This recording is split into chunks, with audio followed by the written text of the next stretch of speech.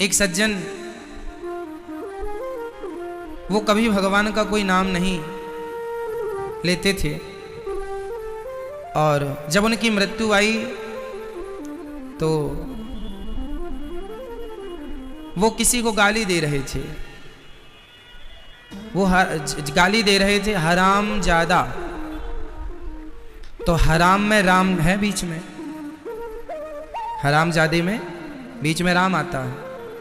वो हराम ज्यादा कह के प्राण उसके निकल गए। किसी को बोला होगा गुस्से में, है ना, बूढ़ा था, कभी उसने कोई ना पुण्य ना दान कुछ नहीं किया था, कोई उसका प्लस पॉइंट था ही नहीं, पुण्य का कोई खाता था ही नहीं, केवल पाप, शराब पीना, मांस खाना, गलत काम करना। पर मरते समय उसने किसी को गाली दी हराम ज्यादा और मर गया। जब मर के गया यमदूत ले गए, सारा खंगाला किसका कोई पुण्य हो तो बताओ। बोले ये बहुत बड़ा पापी है, इसे तो नाली का कीड़ा बनाना होगा, और बड़ा पापी है सो नरक भेजेंगे। तभी दिखा कि अभी मरते मरते इसने एक पुण्य कर लिया है। यमराज ने कहा कौन सा? चंद्रगुप्त ने कहा महाराज इसके हिसाब में एक नाम दिखाई पड़ रहा है। कौन सा नाम? बोले मरते समय इसने राम बोला है। तो यमराज जी ने कहा ध्यान से देखो कि राम बोला है कि क्या। बोले बोला तो नहीं है राम, पर इसने किसी को गाली दी है, हराम ज्यादा बोला है। तो हराम हराम आप लिखेंगे तो राम लिखना पड़ेगा, राम आएगा तो बस हटा दीजिए, हा हटा दीजिए,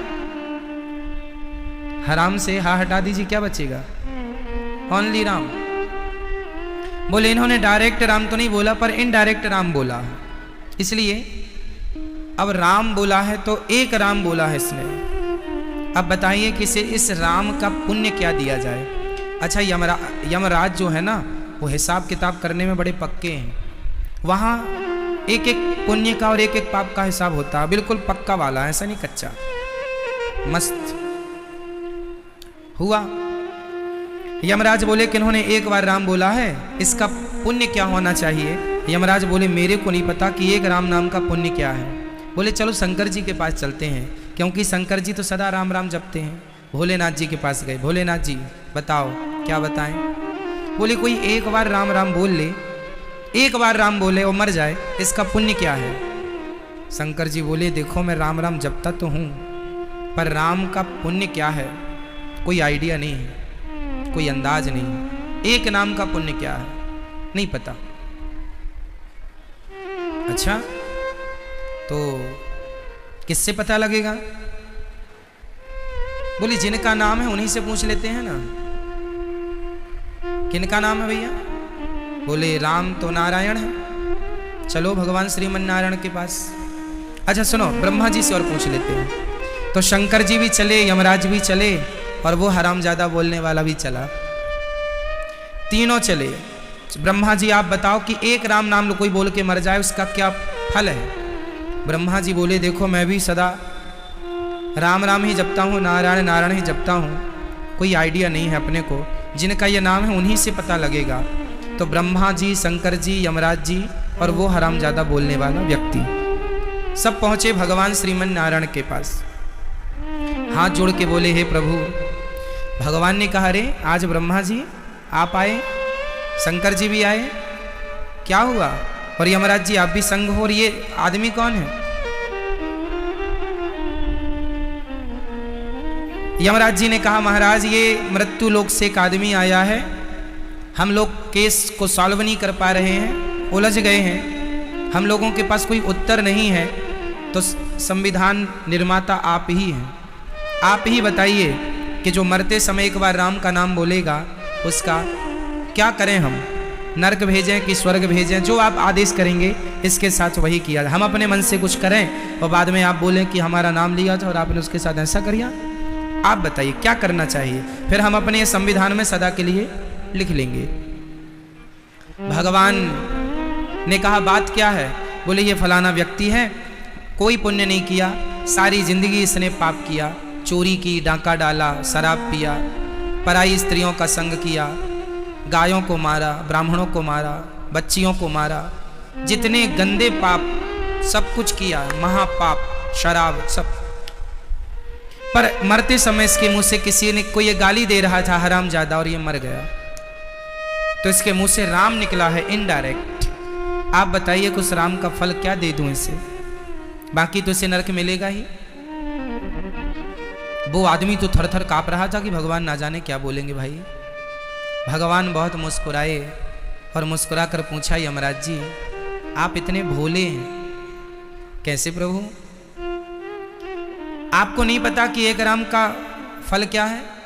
नहीं पता प्रभु, पता होता तो हम यहाँ तक क्यों आते? भगवान बोले ये बताओ आप सब कहाँ खड़े हैं? बोले बैकुंठ में। किसके आगे? जगत के पालनहार के आगे। तो बोले क्यों खड़े हैं? और कौन खड़ा है? बोले ब्रह्मा भी खड़े हैं, विष्णु भी, शिव भी खड़े हैं, ब्रह्मा शिव खड़े हैं, यमराज जी भी खड़े हैं। बोले क्यों खड़े हो? बोले इसलिए खड़े हैं कि इस आदमी ने एक बार राम का नाम बोल दिया। अरे राम का नाम बोलने का यही तो पुण्य है कि वह मेरे समक्ष आकर खड़ा हो जाता है। सो खड़ा हो गया और उसके पीछे पीछे ब्रह्मा और शिव भी चलते हैं। सो देखो आ गए ना संग। तो एक नाम की ये महिमा, भगवान के एक नाम, वो भी श्रद्धा से नहीं, भूल से, भाव कुभाव अनख आलस हूँ, नाम जपत मंगल दिशि दसहूँ। कोई भाव से, हम तो श्रद्धा से बोल रहे हैं राम राम। कोई दुष्ट आदमी श्रद्धा से नहीं, गलत भगवान को गाली। शिशुपाल कौन था? शिशुपाल कौन था? दुष्ट आदमी था। भगवान से कोई मोहब्बत थोड़ी करता था, प्यार थोड़ी करता था। जहां कन्हैया मिल जाए सो दो चार गाली चिपका देता था। अरे तुम्हारी औकात क्या है ग्वाले, गाय चराने वाले, हमारे बगल में बैठोगे, हम तो राजा हैं। ऐसी इंसल्ट करता रहता था, भगवान को गालियां देता रहता था। चूंकि भले द्वेष करता था, भले घृणा करता था, पर घृणा करता किससे था? बोलो, घृणा करता किससे था? बोलो, भगवान से। तो भगवान से आप कुछ भी करें, प्यार करें या घृणा करें, बस भगवान से करें। यदि आप प्यार कर रहे हैं या घृणा कर रहे हैं और किसी भी प्रकार से भगवान से जुड़े हैं, तो बस वो आपकी भक्ति है। डायरेक्ट मानो इनडायरेक्ट मानो, वो भक्ति। शिशुपाल को वही गति मिली जो बड़े बड़े साधु संतों को मिलने वाली थी। पूतना भगवान को जहर पिलाने आई कि नहीं? जहर पिलाया, अपने स्तनों भर के लाई और जहर पिलाया, उसकी सदगति हुई कि नहीं? कौन सा पुण्य किया था उसने? कौन सा यज्ञ तप जानती थी? आप लोग ये ना सोचा करें कि हम कलयुग के लोग हैं, हमें भगवान पता नहीं मिलेंगे कि नहीं, हमें तो बड़ी तपस्या करनी पड़ेगी, बड़ा ध्यान लगाना पड़ेगा, तब भगवान मिलेंगे। ऐसा नहीं है मेरी माँ। आप लोग जो वृंदावन आई हो, आप लोग जो अपनी व्यस्ततम जीवन में जो लोग नहीं आए, भले घर में बैठे हैं परंतु कथा सुन रहे हैं, आप अपने व्यस्ततम जीवन से जरा सा भी समय निकालकर जब भगवान की कथाएं सुनते हैं और श्रद्धा से एक बार ही श्री कृष्ण कह देते हैं, एक बार ही श्री राम कह देते हैं, उससे ही कई जन्म के पाप नष्ट हो जाते हैं। यह भगवान के नाम की महिमा है। केवल नाम, केवल नाम, हरे नाम, हरे नाम। कलयुग जोग न यज्ञ न ज्ञाना, एक आधार राम गुण गाना। केवल नाम, कुछ ना आवे हमसे। हम लोग नहीं जानते कि यज्ञ कैसे किया जाता है, हम लोग नहीं जानते कि जप कैसे किया जाता है, तप कैसे किया जाता है। हम लोग तो ज्ञानी भी नहीं। वेदों का ज्ञान किसे आता है बताइए? हमें तो नहीं आता। आपको आता? ना तो हम वेदों के ज्ञानी हैं, ना तो हम पुराणों के ज्ञानी हैं, ना हम कोई काम क्रोध को जीतने वाले महापुरुष हैं। हम तो तुच्छ आदमी हैं। काम सताता है, क्रोध सताता है, लोभ सताता है, हम में करोड़ों करोड़ बुराइयां भरी पड़ी हैं। अब बताइए, हम लोग तो साधनहीन हैं, अधम, नीच, पतित, खल, जितनी उपाधि उपमा दें अपने को सब कम है। ऐसे हैं दुष्ट आत्मा। वो तो पता नहीं कौन सी कृपा हुई मेरे श्याम सुंदर की कि उन्होंने कृपा करके हमें मनुष्य का चोला दे दिया, मनुष्य का शरीर दे दिया। हमें बंदर बना दिया होता तो हम क्या कहते, शिकायत किससे करते? नाली का कीड़ा बना दिया होता तो भी क्या कर लेते, और शिकायत किससे करते? उनकी बड़ी कृपा है, मुझे मनुष्य का शरीर दे दिया। अब मेरा धर्म है, उन्होंने तो अपना काम कर लिया एक मनुष्य का चोला देकर। अब हमारा धर्म है कि हम इस शरीर से उस परमात्मा को पालें जिससे पाने निकले थे और करोड़ों जन्म लग गए, अभी तक मिले नहीं।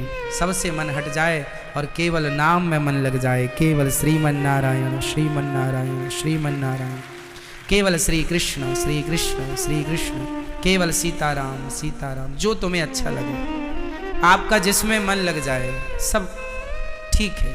कोई राम राम कहे तो भी ठीक है, कोई कृष्ण कृष्ण कहे तो भी ठीक है, कोई श्रीमन नारायण कहे तो भी ठीक है, कोई ओम नमः शिवाय कहे तो भी ठीक है, कोई हरि शरणम कहे तो भी ठीक, कोई विष्णु कहे तो भी ठीक है। जो आपको अच्छा लगे वो एक नाम पकड़ लो और उस नाम से बहुत प्यार करो,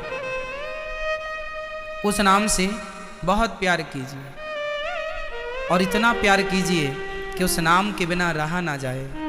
बस जब ये नाम में आसक्ति हो जाएगी, जब ये नाम में मन लग जाएगा, फिर मैं कहता हूँ कि आपका लोक परलोक दोनों संवर जाएगा। मैंने संसार को बहुत करीब से देखा है, आपने भी देखा होगा, आपका भी तो अपना तजुर्बा है, आपका भी तो अपना अनुभव है, आप बहुत अनुभव से देखे होंगे और भी देखिएगा। मैं निवेदन करूँगा, देखिएगा संसार शांत नहीं है, संसार में शांति नहीं है। आपके पास कुछ नहीं था तब भी आप अशांत थे कि कुछ हो जाए, कुछ हुआ तो भी आप अशांत थे, कुछ हो गया है ये और हो जाता है ना, ये और हो जाता। जब ये भी हो गया तब भी आप अशांत थे, ये हो गया ये और हो जाता, वो भी हो गया फिर भी आप अशांत हैं, ये हो गया वो और हो जाता बस। और यही अशांति सारी जिंदगी हमें सताती है, यही कामनाओं की लहरें सदा जीवन भर चलती हैं और इन्हीं लहरों में एक दिन हम डूब जाते हैं, पता ही नहीं चलता कहाँ खो गए कहाँ चले गए, है ना। इसलिए तरक्की करना अच्छा है, पैसा कमाना अच्छा है, खूब कमाओ, पर उसमें उलझ मत जाना, है ना। शांति पैसों में नहीं है, शांति पत्नी में भी नहीं है। जिसकी एक शादी होती है, हमारे एक पहचान के सज्जन हैं, उन्होंने 2 शादी कर ली। एक और सज्जन है, उन्होंने 3 विवाह किए। एक सज्जन की तो दोनों पत्नी संग रहती हैं और एक सज्जन की 3 पत्नी हैं, तीनों संग रहती हैं। एक दिन हमने उनसे पूछा कि आपकी 2 पत्नियां हैं, कई लोग कहा करते हैं कि देखो जी इनकी तो 2 पत्नियां हैं, काश हमारी भी होती। तो हमने कहा चलो आप ये बताओ, आपकी 2 पत्नियां हैं, आप बताइए आपका अनुभव कैसा है। आप तो एक पत्नी वालों से ज़्यादा सुखी होंगे क्योंकि आपकी तो 2 हैं। बोले महाराज वो लोग बहुत अच्छे हैं जिनकी 1 है, हम तो बड़े परेशान हैं, बड़ी चिंताएं हैं, बहुत तंग आ गए हैं जिंदगी से। अब सोचो कि जिनकी 2 हैं, 1 हैं वो इतने परेशान हैं तो 2 वाले तो डबल होंगे। आपको लगता है कि आनंद डबल होगा, आनंद डबल नहीं है, दुख डबल है, कष्ट डबल है, चिंताएं डबल हैं। 3 कर लिया तो तिबल। इसलिए जिनके पास आज 10 करोड़ हैं उनसे जाकर मिलिए और पूछिए आपको शांति है। जिनके पास 20 करोड़ है उनके पास जाइए, जिनके पास 100 करोड़ हैं उनसे पूछिए, जिनके पास 1000 करोड़ हैं उनसे पूछ लीजिए शांति कहाँ है, किसे है। कुल मिला के परिणाम यही निकला, जिनके हृदय में सीताराम बसे हैं, श्री कृष्ण बसे हैं। जो व्यक्ति रोज जाग करके बड़े भगवान का चिंतन करता हुआ स्नान ध्यान करके 2, 4, 10 मिनट भगवान का स्मरण करता है, अपने बच्चों अपने परिवार से हंसता मुस्कुराता मिलता हुआ ये सोचकर घर से निकल जाता है कि ये काम करने जो मैं जा रहा हूँ वो मेरा काम नहीं, वो तो मेरे श्याम सुंदर का काम करने में जा रहा हूँ। बस वो आदमी जिसके अंदर इतना सा ज्ञान है कि ये काम मेरा नहीं, ये तो भगवान का काम है, वो आदमी इस धरती का सबसे सुखी व्यक्ति है। चाहे उसके पास 1 करोड़ हो या ना हो, 10 लाख हो या ना हो, ये ज्ञान हो कि ये सब कुछ भगवान का है। यदि आपको ये ज्ञान है कि ये सब कुछ मेरा है, यहीं से दुख चालू होता है। और ये यदि चालू हो जाए कि ये सब कुछ भगवान का है, यहीं से सुख चालू हो जाता है।